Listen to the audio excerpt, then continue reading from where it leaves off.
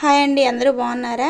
And అలానే ఈరోజు మన చిన్న వీడియో వచ్చేసి నేనైతే మా గార్డెన్ ఉంది కదా, మినీ గార్డెన్. సో దాన్ని అయితే ఒకసారి అలా వీడియో తీశాను. వర్షం పడిన తర్వాత అయితే ఇలా మంచిగా కనకాంబరాల మొక్కలు అయితే కనకాంబరాలు పోస్తూ ఉన్నాయి.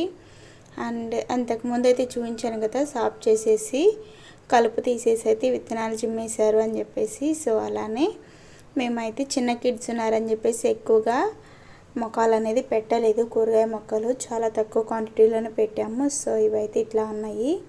వంగ మొక్కలు అండ్ టమాటా మొక్కలు మాకు మా పక్క విలేజ్లో అయితే మార్కెట్ జరుగుతూ ఉంటుంది. సో అక్కడైతే మేము తెచ్చుకుంటాము. అలానే గోరు చిక్కుళ్ళు, కొంతమంది గోకరకాయ అంటారు అనుకుంటా ఫ్రెండ్స్, మాకైతే తెలియదు. మేమైతే గోరు చిక్కుళ్ళు అండ్ పప్పుల చిక్కుడిని పెద్ద చిక్కుడు అని చెప్పేసి అంటాము.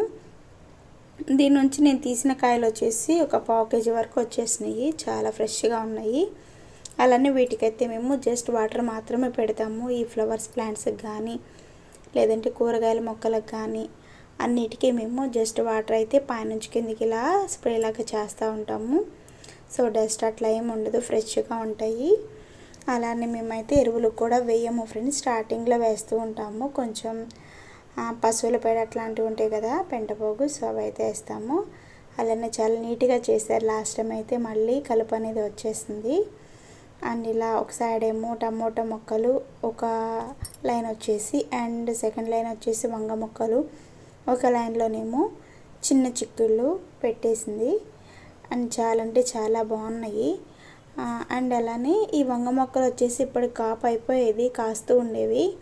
బట్ మేమైతే చిన్న కిడ్స్ ఉన్నారు కదా, దోమలు ఎక్కువగా ఉన్నాయి అని చెప్పేసి అయితే వర్షాలు ఎక్కువగా పడడం వల్ల మా సైడ్ అయితే ఫుల్ దోమలు ఉన్నాయి. ఎప్పుడు ఉండేవి కాదు, బట్ ఇయర్ ఏంటో వెదర్ మనకు అనుకూలంగా లేదు కదా ఫ్రెండ్స్, సో అందుకని ఎక్కువగా ఉన్నాయి.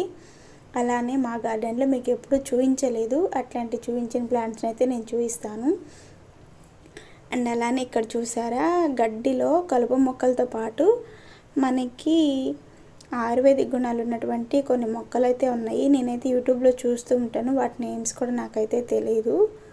ఎక్కువగా ఫేమస్ అయినటువంటి పెద్ద యూట్యూబర్స్ ఉంటారు కదా, వ్లాగింగ్ ఛానల్స్ అండ్ గార్డెనింగ్, వాళ్ళైతే చూపిస్తూ ఉంటారు. పప్పులో పెట్టడము లేదంటేనేమో తాలింపు వేయడం అట్లాంటివి చూపిస్తూ ఉంటారు.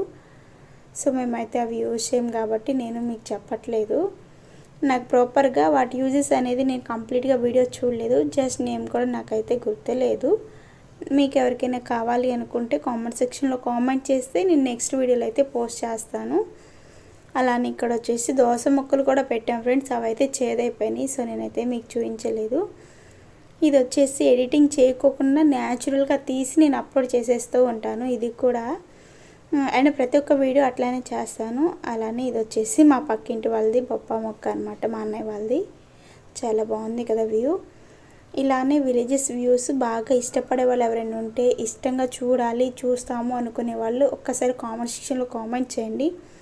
ఎందుకంటే కొంతమందికి నచ్చుతుంది, కొందరికి నచ్చదు కదా. సో అందుకని చెప్పేసి నేను కూడా తీయడానికి ట్రై చేస్తాను. అండ్ అలానే వీటితో పాడైతే చిన్న తోటకూర ఉంది, పెరుగు తోటకూర చిన్నగా ఉన్నాయి. గోంగూర మొక్కలు ఇప్పుడే అయితే భూమిలో నుంచి బయటకు వస్తూ ఉన్నాయి అన్నమాట.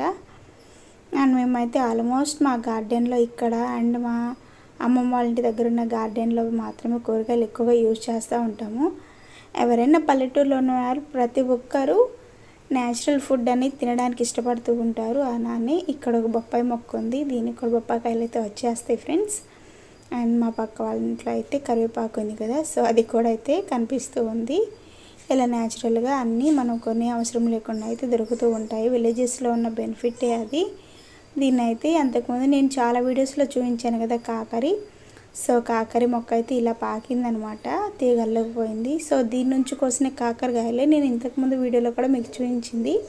కూర అయితే చాలా టేస్ట్గా ఉంటుంది, చాలా పెద్దగా వస్తాయి. వీటిని పండిపోయిన తర్వాత మళ్ళీ మేము విత్తనాలు అనేది 1 year వరకు స్టోర్ చేస్తాము బూడిదలో కలిపేసి. తర్వాత వాటిని అయితే మంచిగా ఎండపెట్టేసి ఒక డ్రైగా ఉన్న ప్లేస్లో అయితే స్టోర్ చేస్తూ ఉంటాము. అండ్ నెక్స్ట్ వీడియోలో అయితే మీకు ఇంకో వేరే ఐటెం అయితే ఉంది మా గార్డెన్లో, కనిపిస్తూ ఉంటుంది కానీ ఎవరు మెన్షన్ చేయలేదు.